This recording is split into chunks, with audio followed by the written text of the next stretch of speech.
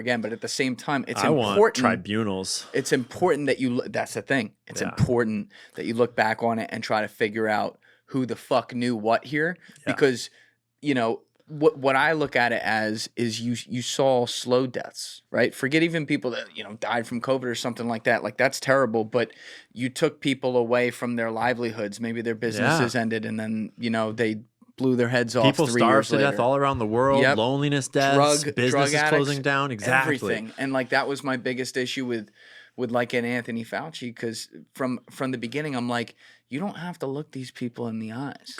Yeah. You're just saying it from behind a camera, and even like let's take his side for a minute, which I'm not taking his side, but just play it this way, where let's say he even believed a lot of the shit he was saying. He's not thinking about the greater consequences. I mean, it was the same guy who's like, yeah, we're never gonna shake hands again. Fuck you. Yeah. Like, I'm going to go live my life. You know what I mean? And I think people, it took a while for some people, and I understand that. But after a while, people were like, oh, this is bullshit. But it was like a global crash course in bullshit. Yes. And it was in bullshit in the sense of how conspiracies can be hatched from beneath, but also in how they can be covered up from above, and how they can utilize that to implement more controls, and how the consequences down the line can work. And I think that, like, I would not wish COVID on us the first time or again, but I think that the way they bungled it and the way we ultimately responded over time, though, God rest the souls of those that aren't with us anymore, I think that we turned it into a net positive for the long view of humanity, in the sense that I think that as a world, we learned some really invaluable lessons that we wouldn't necessarily have learned if we hadn't had like the media space that we'd had, and the podcasters talking about it that we'd had, and the politicians now digging into it a little bit more. Like there's people that stepped up and did not comply and actually made a difference. Doctors, whistleblowers, all that because of their combined effort and still working, I think that is building a huge positive, net positive in the long run out of it all. What percentage of people you think learned, though? Well, depends on if I'm talking about my friends, the people I hang out with now, or like the people back in Bellingham. Well, and that's the thing. Here's the issue. I was just recently at a dinner table with a bunch of people, all different types of people. And there were all little conversations going on, and I would just kind of listen in on all these. Yep. And I can tell you the algorithms at that table were diverting all over the place. Yep. And I was like, and I already knew this, but I'm like, this is just I wish I could video this right now, because what's obvious to you, or obvious to Alessi on something else, or obvious to me on something else, to someone else, they might think it's obvious in the other direction. And maybe on that one, they're wrong. Maybe on another one, they're right and we're wrong. You know what I mean? It's such a complex thing. But with COVID, that's why I say, like, it feels like it was designed that way, because, like, there's these little moments that happen in this podcast studio all the time. Like, this seemed like innocuous when it's happening, and then you're like, oh shit, wow. And then later it keeps coming back to you. And very early on, when I was in my parents' house, I had my buddy Alex Horowitz, who was one of the first guests on here. He was on for number 17 and 18, because we recorded for like 6.5 hours. And this was right before the election in 2020. And at the time, he was the chief of staff of a company called 8 Sleep, which is the really cool science beds that I know about them. It's actually an amazing product.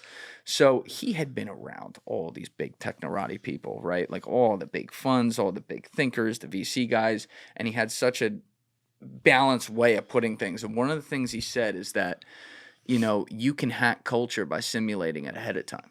And I'm not going to say it as beautifully as he did. People can go check that out. It was like maybe an hour into that first conversation we had. But I was like, what do you mean? And he goes, these companies, these social media companies, and by extension, you and I can say, therefore, governments and intelligence agencies, which are within them, have the power to test like an impetus, test something like simulate what would happen to this subset of people right here and this subset of people here. So they can see how people are going to be mentally predisposed to respond to whatever this impetus is. Yeah. And so with something like COVID, they would have known ahead of time. Okay, these people are going to be all about it and follow whatever we say, and these people are going to be like, fuck you, get off my lawn. And it's going to divide people. Yeah. And this is one of the biggest questions I've not answered for myself, because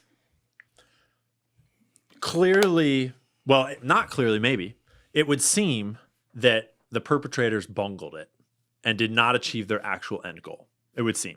It would seem. Or you have to go to a whole nother level of 5D chess where we are fucked and they did get what they wanted and Trump is probably their guy and we are getting slow walked into a technocratic death hole. Oh, that just went up and 6 that shit's inches. dark, right? That shit is dark. And that is possible. That's 100% possible. I don't think it's likely, but it's, we should be vigilant.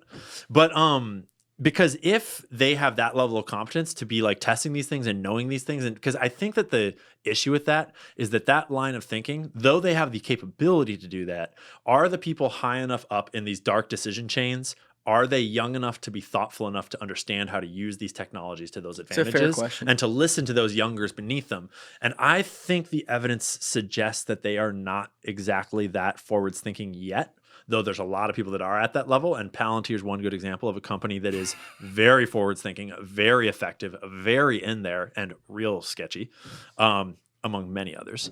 But it's a wonderful company. Yeah, doing great things for the world. Great work. But I would argue that there is we would be living in a very different world if like the cabal controlling the world, like the deep staters at the top of that program, had been thinking that way from before COVID. I think they would not have wound up with like Joe Rogan literally dismantling them single-handedly. Or what if that's part of it? What if Joe's No, that's not what I'm saying. No, but I'm just getting tinfoil for the fuck of it. What if him being a guy that would respond that way is plausible. tested, and it's like, of course he's going to respond that way because he's going to look at things that don't make any sense, and he's got a big platform and call it out. We could use that. He has no idea. I think about, dude, in our little studio right here, I think about that all the time. Like, Smart what man. are we a useful idiot for? Smart man. Yeah. Yeah, because you're right that what we see today, I'm saying it looks like they didn't win in the short-term context, as in they didn't get, FEMA camps. They didn't get ongoing forever vaccines entirely.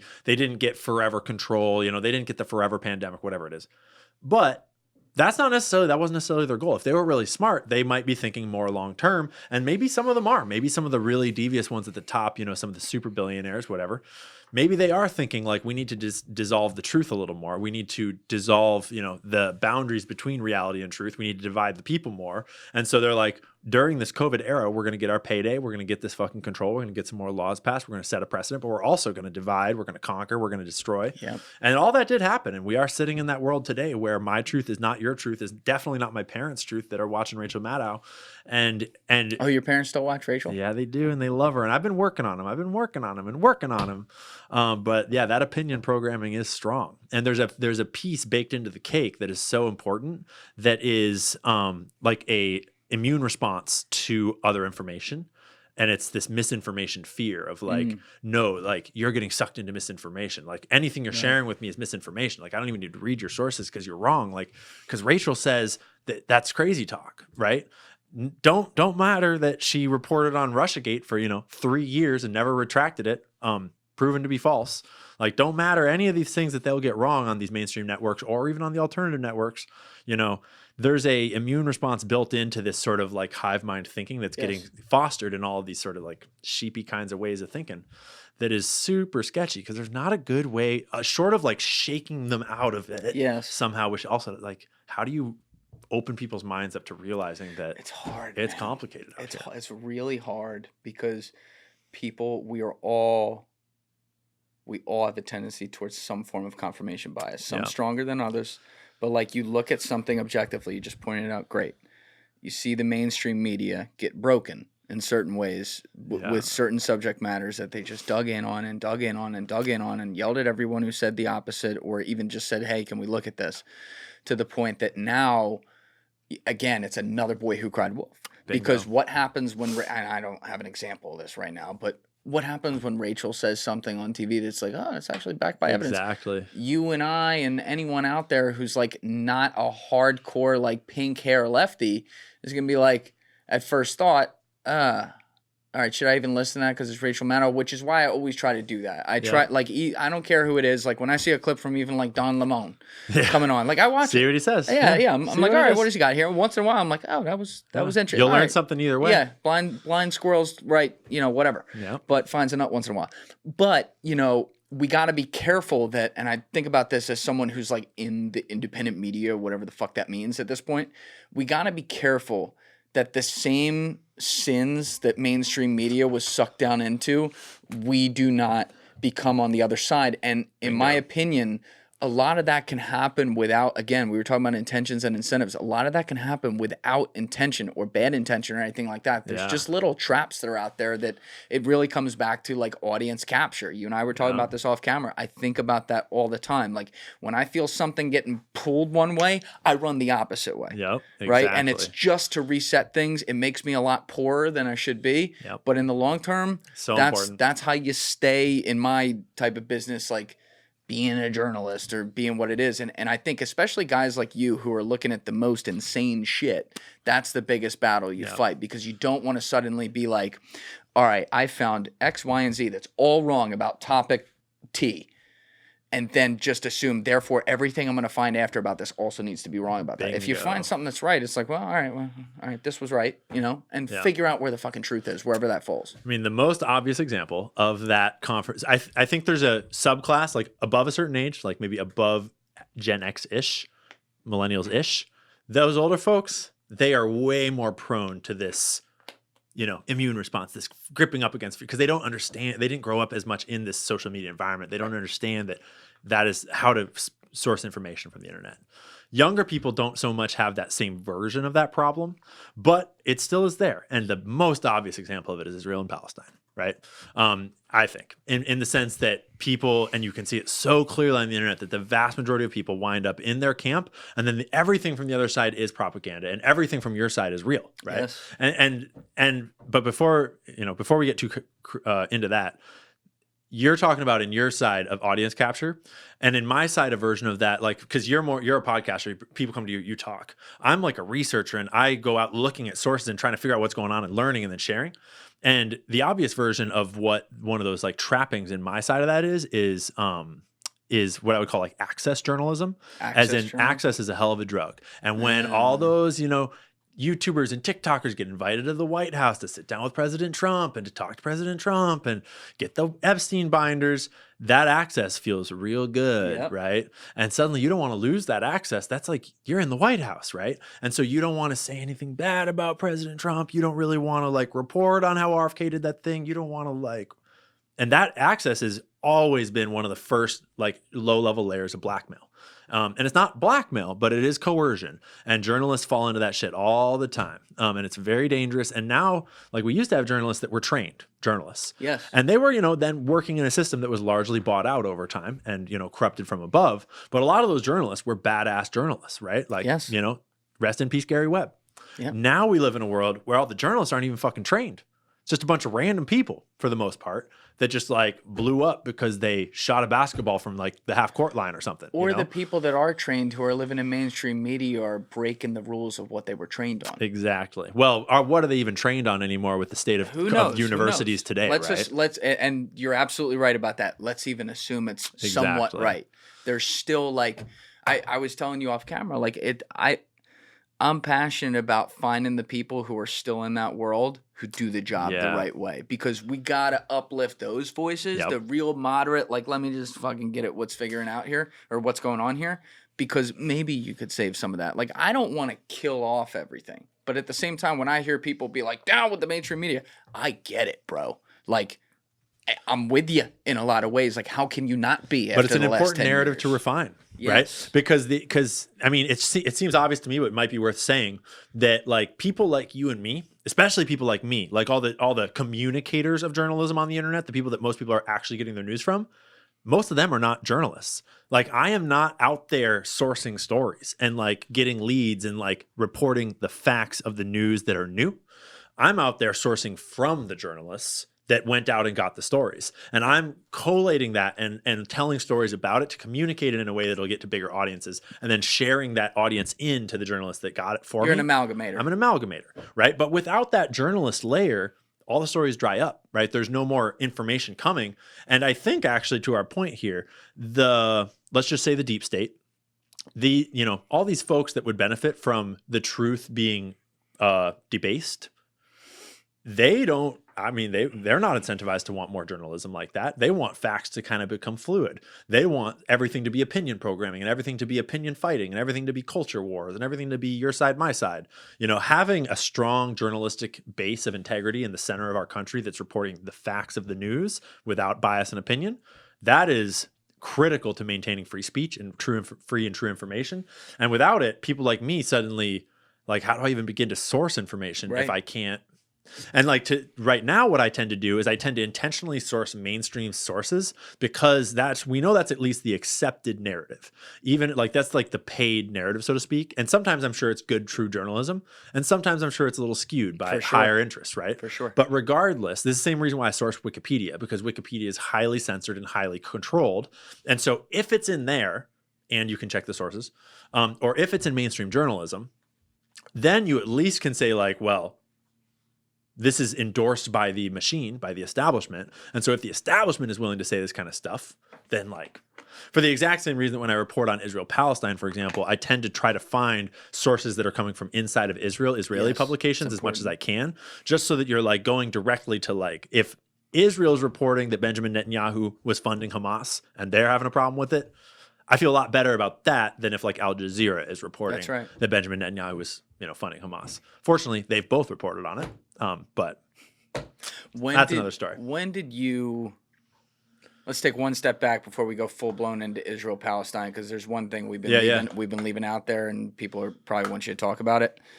The whole Epstein thing, like. Had you looked at that back when it happened at all, or was this you really came into it in 2023? No, I hadn't looked into it in any depth. I've obviously heard about it, but I hadn't really looked into anything in any depth. Like I am new and young at this, and I don't hide that at all.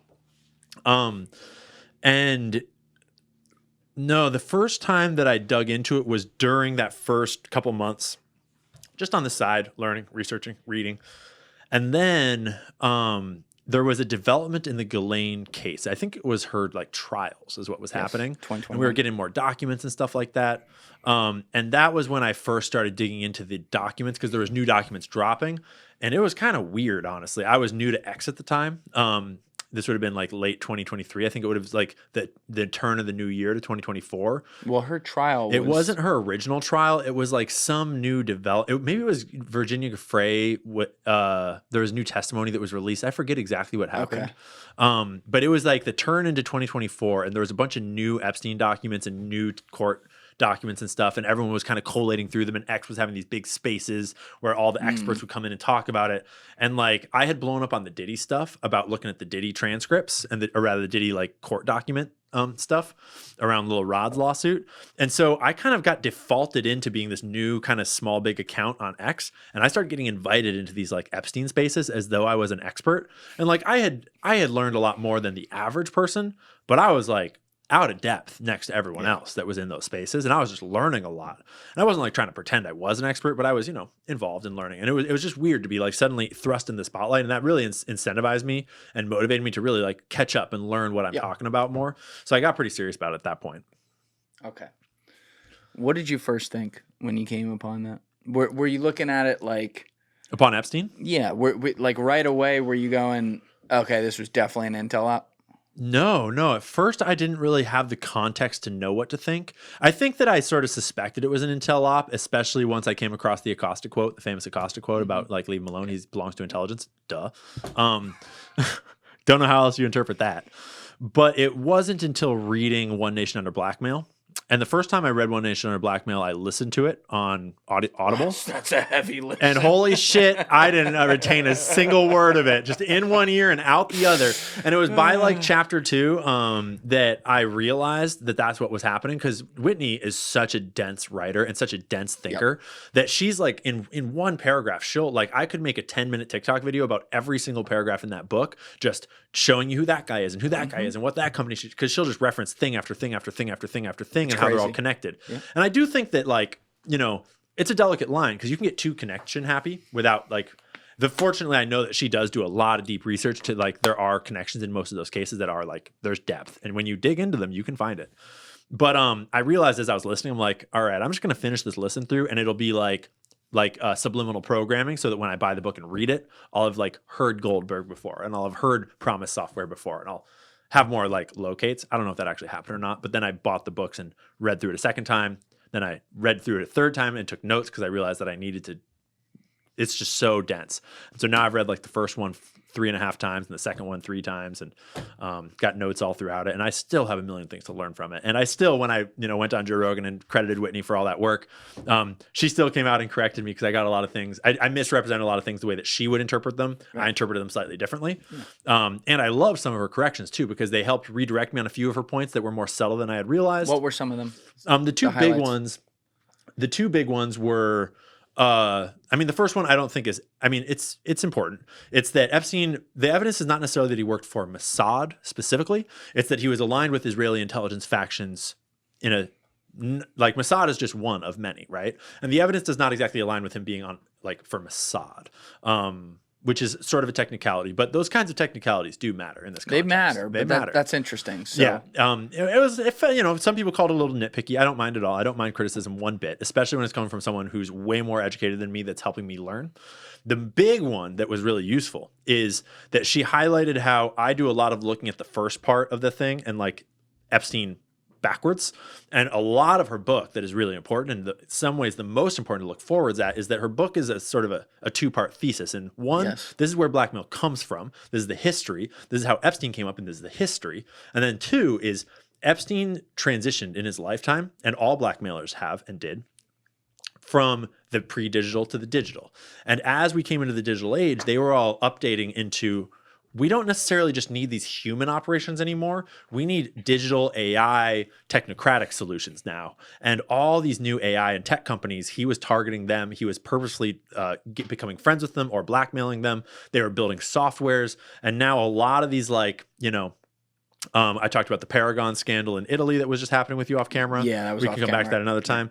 And then, like, for example, Palantir is a great example of one of these companies that's very, terrifying. Unit 8200 is that's the Israeli NSA, basically, Unit 8200 for the audience. Mm-hmm. And they are famous. They're well, I don't know if famous, but it is their open policy that they have stated before on record, that they started exporting their in-house technology operations to the private sector, meaning if the NSA is doing all this tech, like hacking and, tech work for the intelligence community, it's like, let's turn that whole section into a private company and send it off into the world. So it's no longer affiliated with us. And it'll develop these solutions that'll, change the world and make it more secure or make it more this or that. But are you really not still working with them? It's a Trojan horse. Right? And in a way, it's that same plausible deniability, because once it's in the private sector, then it's not us. We didn't do it. They did it. That's their problem. And that was how intelligence agencies were originally founded. And I come back to this point a lot, that the reason intelligence agencies were founded first by Bill Donovan in the United States with the OSS, corporate lawyer. Bill Donovan. Right?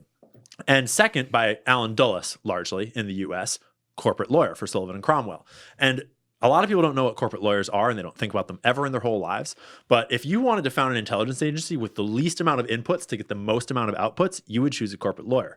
Because when you hire a single high-level corporate lawyer, you've hired one man, and that man's network is all the CEOs of all the biggest mega corporations all around the world that do all the shadiest shit. Because those are the ones that need the best corporate lawyers to protect them from all the lawsuits that they would get if they were actually going to face consequences for overthrowing the government of Guatemala and overthrowing the government of Iran, and, right?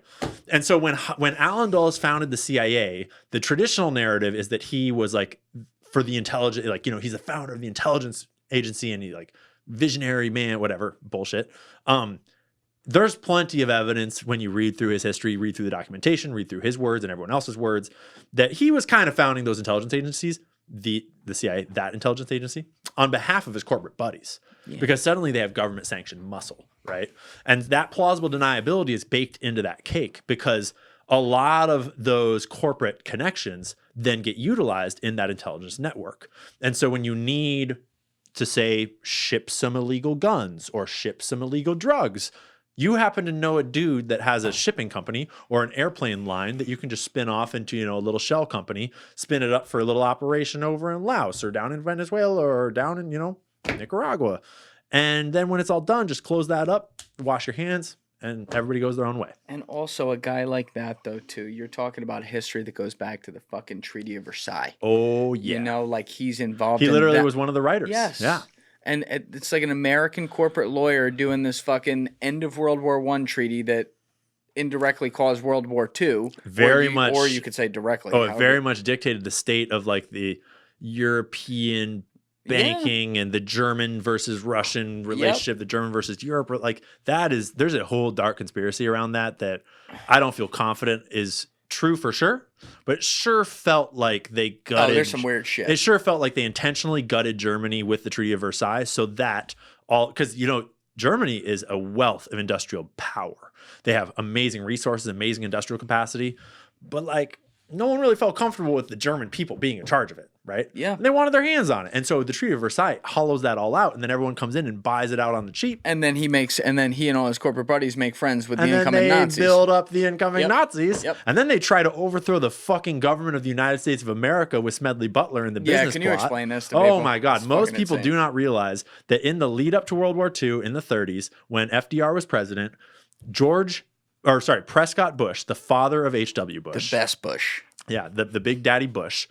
Him and all of his corporate buddies, he's just a fun scapegoat for it because the Bush family is worth looking into their ties there. Skull and Bones connections and all that. Skull and Bones is a great organization. It's okay. Fraternal They organization. do amazing of brotherhood. things over there. They help a lot of people. Thank you, Yale. Prescott Bush and all of his buddies were deeply financially tied to the Nazis. Fritz Thielsen, I think is the guy's name, that was like in charge of all the steel over there. All these different guys had all these different industries basically bankrolling the German miracle, right? Which is like, let's be clear. Money doesn't grow on trees. It doesn't miraculously spring out of the ground in Germany. Germany, they did do probably some amazing like rebuilding of their nation from the Weimar Republic into this like whatever. But a lot of that is money flowing in from the outside from these global capitalists that bought it all up and fueled that rise. And I'm starting to suspect that Hitler was intentionally their guy and he was just the right amount of crazy for them to be like, that one. There's a case there, right? Because how his party was not that big, like Yeah. at first, right? And I am not the most educated on it, and it is deeply complex to research history that far back and that propagandized. But like money flowed in at a certain point, and he rose, and he was just crazy enough to be eastward expansionist towards the Reds. Yes, but like that Which was they originally his only plan, as far as I'm aware. And while he was doing all that, they're funding all that, and they're licking their chops to make money off of that war all over again, right? And they did wind up making a lot of money off of World War II on both sides. But all those Nazis, back to the business plot, Prescott Bush and his buddies in America had a large-scale plan to use veterans, American servicemen, veterans, to overthrow FDR's government in America and install a fascist regime that was essentially Nazis. There was huge Nazi rallies in America with swastikas and everything. And they had it all planned out to the letter, and Smedley Butler was their guy. He's the most decorated Marine at the time in U.S. history, hero to all Marines. And they were going to have him lead it. And they came to him and they offered it to him, and he played along long enough to get documentation on it. And then he went to FDR and said, look what they're going to do, right? And basically blew the whistle, and he blew it all up. But FDR's hands were tied because these guys own all of the industry in America. We're coming out of the Great Depression. He's just, trying to run the New Deal. And he's like, I can't fucking go after them. Like, and I'm not sure if the like urban legend that might be documented. I don't know. I've not read the documentation of it. But the story is that FDR went to them and was like, fuck you guys. And they were like, no, fuck you. If you come for us, we'll just crash your economy all over again. We'll destroy your country. They had leverage. Right? And so he couldn't do anything. Nothing ever happened to them. And it just all went away. But there's a whole Wikipedia page on it. And then there's a whole bunch of sources that you can read about it for days. It's not secret. Just no one knows about it. It's crazy how much FDR, because, he's president for like 15 years or whatever. And he comes in at the height of the Great Depression beginning and then lives through all these years that eventually works his way into this world war. He had, learning about his life more and more, he had to navigate so many backroom, like off the record, we can't talk about that kind of things, not just in this country, but internationally as well. Internationally. And somehow was still able to like keep America afloat, and there's questions with kicking the can down the road right there with programs he put in for sure. Yeah. I can go the gold standard just to begin on that. But tough situation for him to take over, and then is able to, you know, be the leader in World War II, which ended up being good for us in the sense that he was someone who did defer to the generals, which I think was very important in that being litigated. But you're raising a really important point here in that it all just comes back to they were just business ties that were advantageous. And so business wants to pay off what? Politicians, as they always do. That would include world leaders in any place. If this guy's useful, then fuck it. Because eventually when we had to get pulled into World War II after Hitler declares war on us after Pearl Harbor and all that, these guys were more or less like the Dulleses were like, all right, okay, all right, we'll go to war. But they weren't like, all right, let's go kill some Nazis. They were much more concerned about communism in the USSR. And to your point, if you look at the history, like the bad history of like CIA and shit like that, it always leans on the fascist direction, not the communist direction. Yep. You know? And I suspect, and there's lots of documentation to support this, I suspect, so bankers went international back in like the 1700s. Mm-hmm. And like, hate to say it, but the Rothschilds were the poster children of that. Didn't the Medicis kind of do some shit though in the 14th century that I am not as educated about the Medicis because it's just such a deep dig and it's way back. But yeah, there's these banking families, right? Yeah. And so banking families have started to realize that like if we have banks in different, you know, areas, especially in different nations, and the Rothschilds makes a lot of sense because they were Jewish in a time when they were somewhat, depending on the nation at the time, and it's very complicated history, they were not welcome in all places and they were not welcome in all trades. And so the Rothschilds naturally wound up with with their family spanning many nations, owning large banks in many nations. And somewhere around the Napoleonic Wars, they're starting to fund both sides of wars a little bit and profit off of both sides a little bit. And all the rest of the bankers are starting to realize like, oh, that's a fucking good idea. Right. And by the time World War I rolls around, like, I don't know how to like, every bank in the world's involved in that. Exactly, right? And so you start to have like the international banking cartel at large, and I'm not saying that they're all Jewish. Let's just clarify, right? The international banking cartel at large is starting to realize like we can fund both sides of every war, and that'll be dope. And I think from World War I onwards, that's basically like the program. That's like, what happens globally, today right? with all your mainstream companies and everything. It's when you talk about the military-industrial complex, it starts with the banking. Yep, and then that gets it sort of gets leveled down and leveled down and leveled down, and now you have this sort of like rebuild capitalism, disaster capitalism, where it's like, oh, we can make money off of the rebuild of Iraq, not just and let's be clear, Iraq was not the first time they did that. It was just the first time in my life that we saw it. Yes. And so there's like layers and layers to capitalists, corrupt capitalists, to be clear, realizing that they can profit off of all the evils in this world, even more so than all the good in this world in a lot of ways, right? Far more profitable to have war. And the problem is that once World War I ends and all of these bankers have all of this money coming in and their profit incentive, like their fiduciary duty is to keep the checks flowing. How are you going to keep the checks flowing when, last year you had, $40 billion, I'm making up numbers, but in profit off of all these arms and bombs and endless destruction of because everything that gets destroyed has to get rebuilt and it had to get built in the first place. And so suddenly your bottom line just vanishes. It's like, well, how do we start the next war? Right. There was this guy, Henry Abbott. You ever hear of him? Yeah, I might be confusing the Abbott part with other Abbotts because there's like, there's a couple. He's a modern day journalist who is a sports journalist, actually. Oh, I don't think I know about him. All right, so he ran this blog. I used to read this like years ago called True Hoop. I think it was still called True Hoop when it was with ESPN, and then ESPN laid off like the whole company, and so he took it off on his own. And I want to say he put on Substack or something like that, where it was behind a paywall. So he starts this investigation, like maybe this is 4 or 5 years ago, where the NBA had been purchased. A few teams had been purchased by guys with ties to Apollo Global. And so, obviously, Apollo Global, Leon Black funded Jeffrey Epstein to the tune of $257 million in the last 5 was 6 years. alleged of having a Down syndrome child.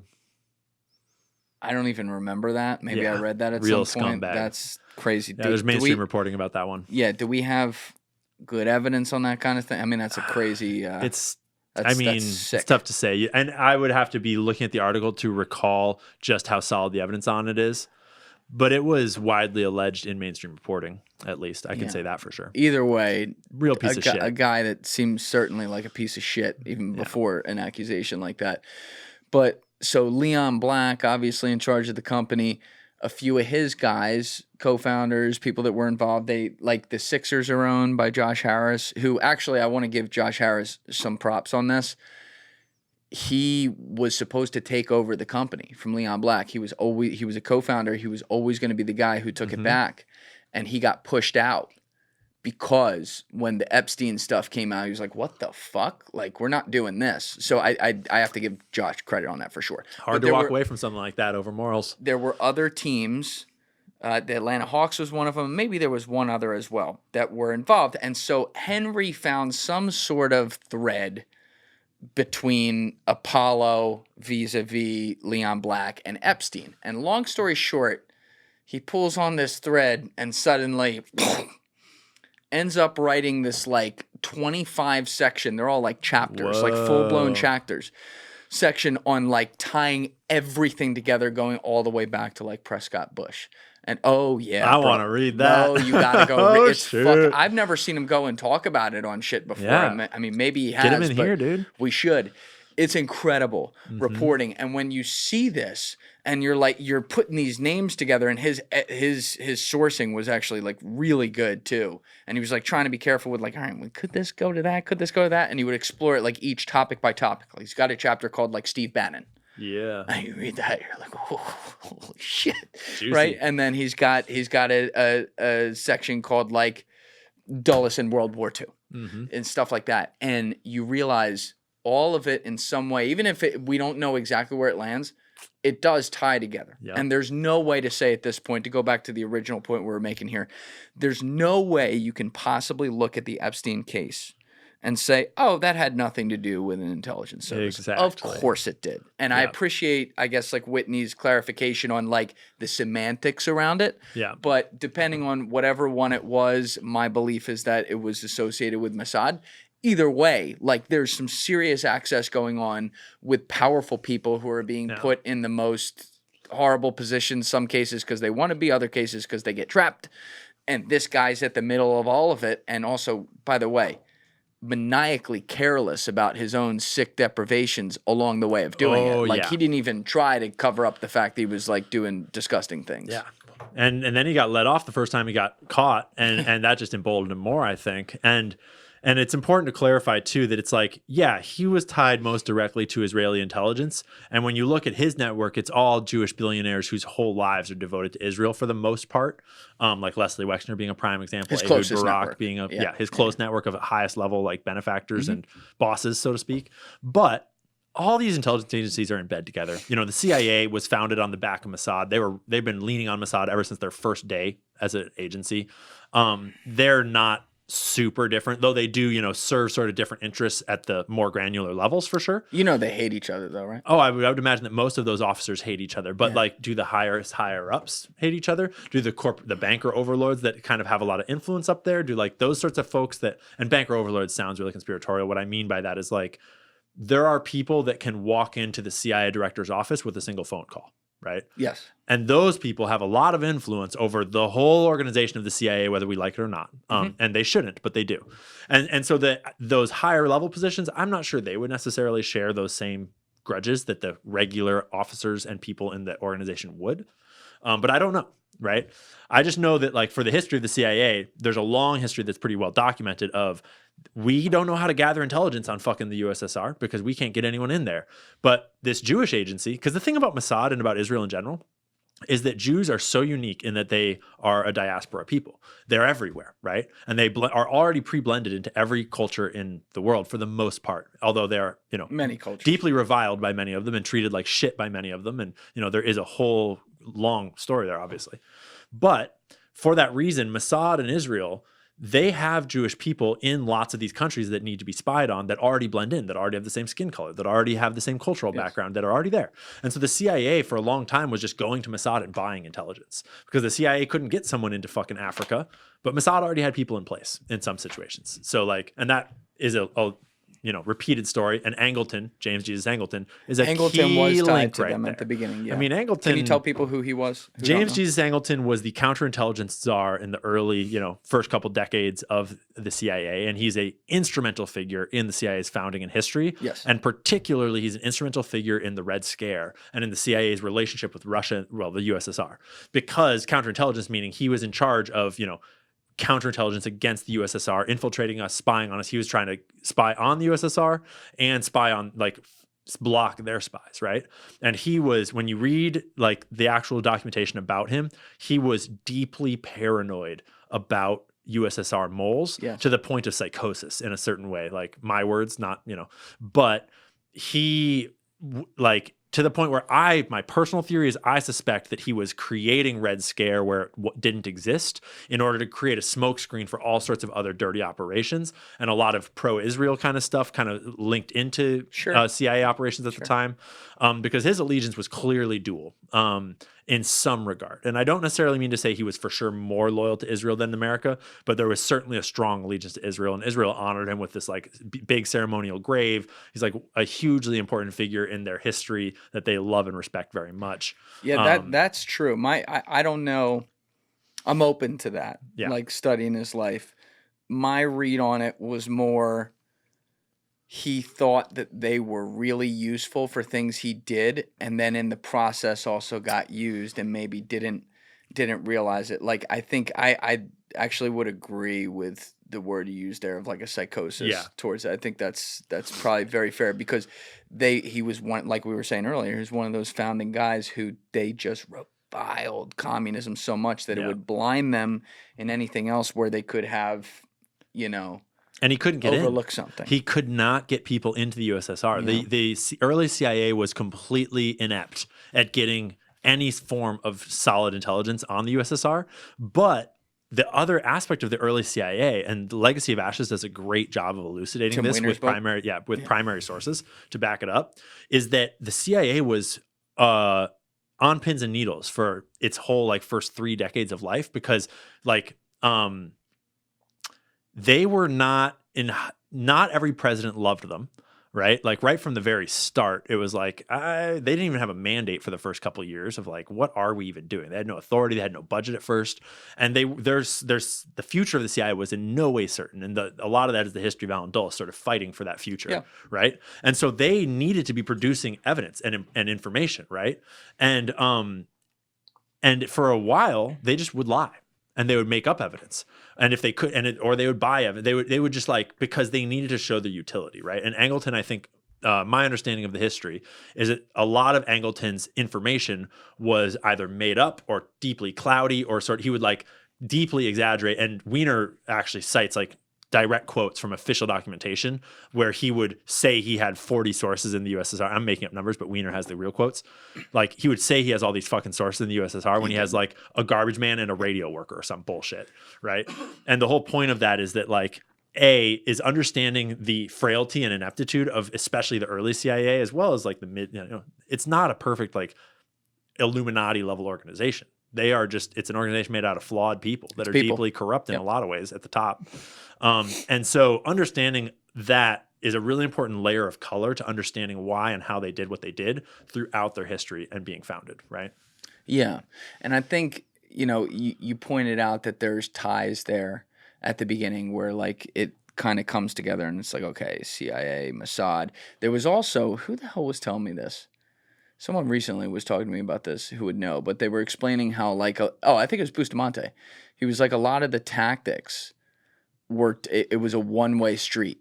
A lot of the tactics at CIA were taught to Mossad. Mossad took that and ran with it, and they didn't come and teach us their tactics or whatever. Yeah.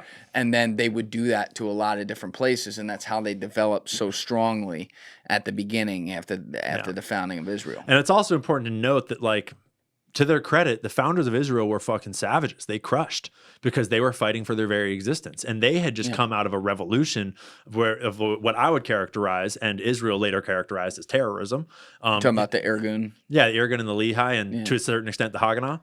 And they were revolutionaries fighting for their lives and their whole people and their whole religion's existence. And so they were experienced in a way that the early CIA officers were fucking not. Yes. The early CIA officers were like green kids from America Yes. that had cushy ass lives that had never, I mean, some of them were war vets from World War II and stuff like that. But Bill Donovan had run a fucking wacky ass OSS organization in World War II. He was like trying to strap bombs to bats to go like bat bomb the world. And then like they accidentally fucking put the wrong fuses on and all the bats exploded on the runway. Shit like that, where it's like, if you were in the OSS during World War II, yeah, you were hardened, but you were hardened in this weird, wacky way that was not the same as successfully founding a nation in the most hostile territory in the world, right? You got chewed out. So, I've been chewed out before. So early Israel was made out of very shrewd people that had a lot of very strong experience, in my understanding, whereas the CIA did not. And so there's a funny imbalance in those early days, and we haven't even touched on the alliance that formed with organized crime on both sides of that equation early on, right?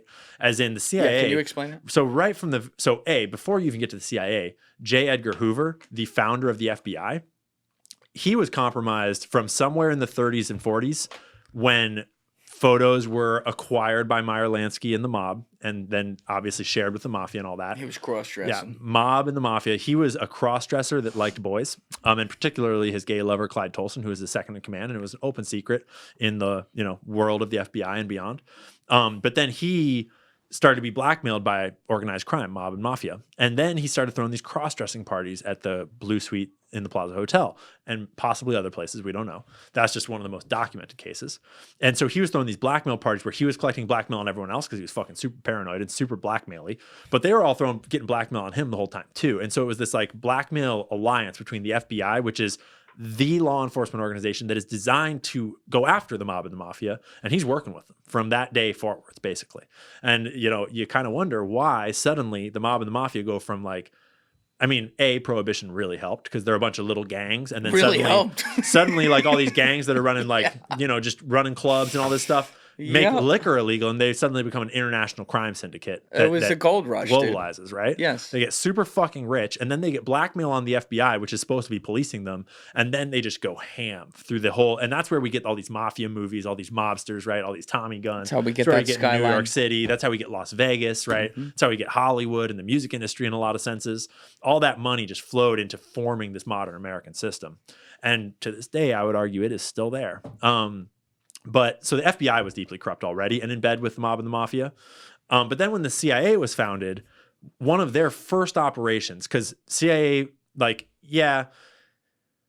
and ideally they were supposed to just be providing a newspaper of information. That was sort of like the first, ask. But what Dulles always wanted was covert operations, the ability to go overthrow governments on behalf of his corporate buddies, for example. Yes. And one of their first operations was in Italy, because Italy was, Mussolini and World War II. Italy, not to mention it's the seat of the Vatican, the seat of Catholicism, the seat of this Western ideal, right? So you can't let that fucking fall to communism. So it was like the second or third year, something like that. They go out to, fix the elections in Italy. And that was basically just them passing duffel bags full of cash to mafia. And the mafia just going and paying off a whole bunch of politicians and buying the elections. And they won. It would have been like 47 to 49, something like that. Yeah, Again, so I'm citing Wiener. This is Calavizzini after he helped them across. Yeah. Yep. Yeah. And Wiener has a great section on that early on in his book. And that was one of the first times, it was one of the first CIA operations. He claims it was the first official CIA covert operation.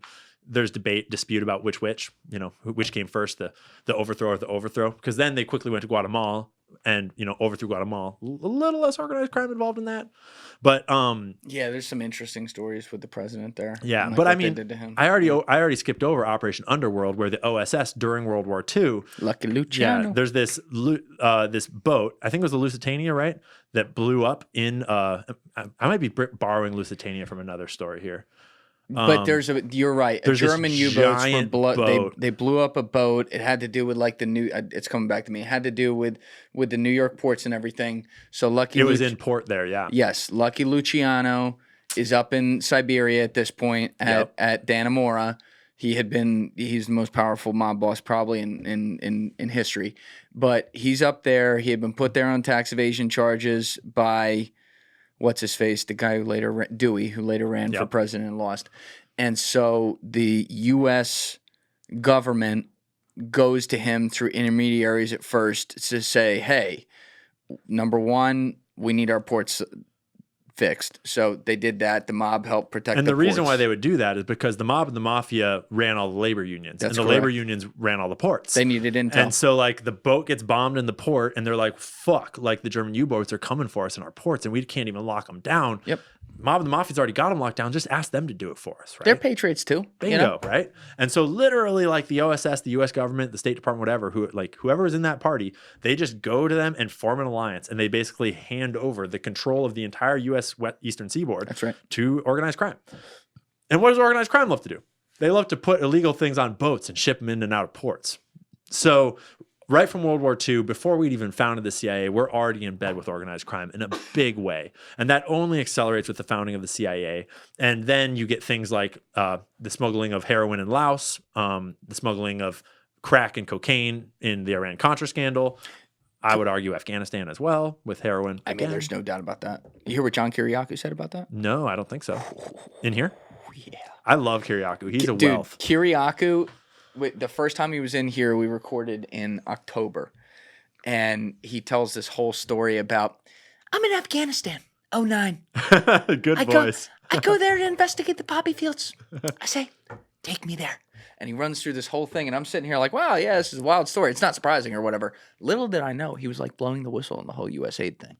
I had no idea. Right. So then, like, fast forward 4 months later, that comes out, and people are like, yeah, this fucking idiot podcaster had in Kiriakou, and he was talking about the whole thing. I'm like, damn it, how did I miss that? But no, you're 100% right. Yeah. There was some weird shit going on there. And what John says is that, and this is where it's a real poison pill question, he from what he found out, they were doing it to fund getting Russians and Iranians addicted to heroin. And the logic was they do it to us. And I'm like, ooh. They would, God. but is that really, is the blowback worth it? That's the idea. Because Yeah. when you look at, and I am no mathematician, but when you You're look not? at the statistics from the time, just basic statistics, choose your source or whatever, something like 90% of the world's heroin or opiate supply at the time, because it used to be most of it coming from the Golden Triangle over in Laos, Vietnam area, transitioned, and most of it was now coming from the Afghanistan area, right? And so if about 90%, give or take, is coming from Afghanistan, world supply of opiates, including all the legal ones, then that implies that all of the legal pharmaceutical companies are sourcing the same opiates from those same fields that were opened back up by our same U.S. government covert operations over there. And so then those covert operations, those black operations that are smuggling the heroin in and out of there for whatever they were doing, they're side by side with those opiate companies, with the Sackler family and all that. It's disgusting. It's disgusting, right? Yeah. And so that's that same merger of, and this is just speculation, but like the question is, was there collusion? Did they know in advance of like, hey, you're going to get a piece of this pie and we're going to get a piece of this pie. You're going to help us run these opium fields and we're going to help run these opium fields. Or was it just incidental that now the CIA and the U.S. government has overthrown the Taliban? They've opened back up the poppy fields. They've got all the production. And then the pharma companies come in just knowing nothing about it. And they're just buying the supply for their totally safe, non-addictive opioids that killed like half our fucking generation. Obvious Legalized exaggeration. cartel. Yeah. Super tragic and especially personal to our generation. Oh, yeah. Where like we all lost friends to that shit. We watched people disappear from reality to that shit. Hanging out there. Yeah. And we're still feeling the effects of that to this day as we move into the fentanyl crisis, which is obviously a different beast and a different, political situation.